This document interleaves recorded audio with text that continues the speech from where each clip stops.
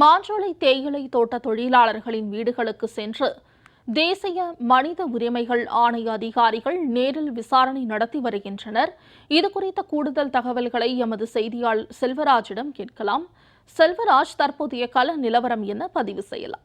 மோனிஷா, நெல்லை மாவட்டம் மேற்கு தொடர்ச்சி மலைப்பகுதியில் உள்ள மாஞ்சோலை, நாலுமுக்கு, ஊத்து, காக்காட்சி ஆகிய பகுதிகளில் 534 தேயிலை தோட்ட தொழிலாளர்கள் தங்களுடைய பணிபுரிந்து வருகிறார்கள். அவர்கள் தங்களுக்கான 4 மாதங்களாக அவர்களுக்கான வாழ்வாதாரம் இல்லாமல் தவித்துக் கொண்டு வருகிறார்கள்.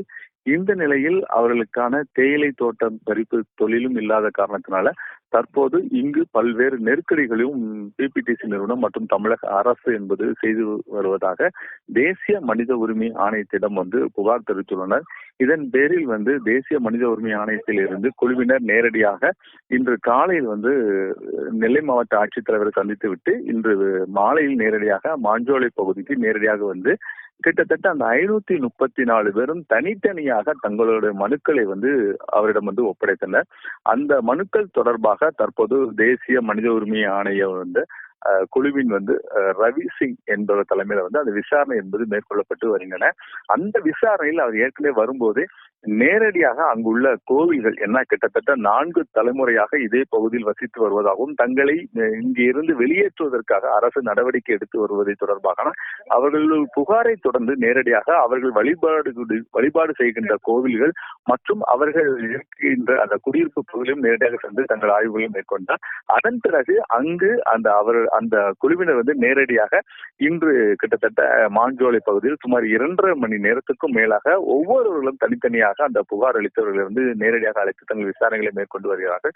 அந்த விசாரணையில் தங்களுடைய வாழ்வாதாரம் என்பது முற்றிலும் பாதிக்கப்பட்டுள்ளதாகவும் 4 மாதங்களாக நாங்கள் ரேஷன் கடையில் அரிசிகளை மட்டும் வாங்கி கொண்டு அதை கஞ்சி காய்ச்சி நாங்கள் அருந்தி வருவதாகவும், மற்றபடி தங்களுடைய குழந்தைகளை கூட படிப்பதற்கான செலவு கூட இல்லாமல் நாங்கள் பெரிய சிரமத்துக்கு ஆளாகி இருப்பதாகவும், குறிப்பாக கணவன் மனைவி ஆகிய இருவருமே இந்த பகுதியில் மாஞ்சோலை தேயிலை தோட்ட தொழிலாளர்களாக இருப்பதற்குரிய சூழ்நிலையில் அவர்களுடைய அடுத்த வேலைகள் கூட தெரியாமல் தங்கள் மிகப்பெரிய அவதிப்பட்டு வருவதாகவும் தெரிவித்துக் கொண்டு வருகிறார்கள்.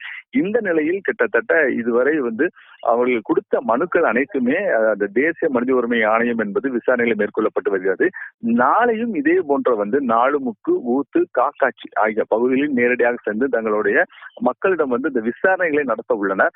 அதன் பிறகு நாளை மறுநாள் நேரடியாக மணிமுத்தாரில் உள்ள பொதுப்பணித்துறை அலுவலகத்தில் நேரடியாக பொதுமக்கள் யாருனாலும் காலை 10 மணி முதல் மாலை 5 மணி வரை நேரடியாக புகார்களை தெரிவிக்கலாம் எனவும் தெரிவிக்கப்படுகிறது.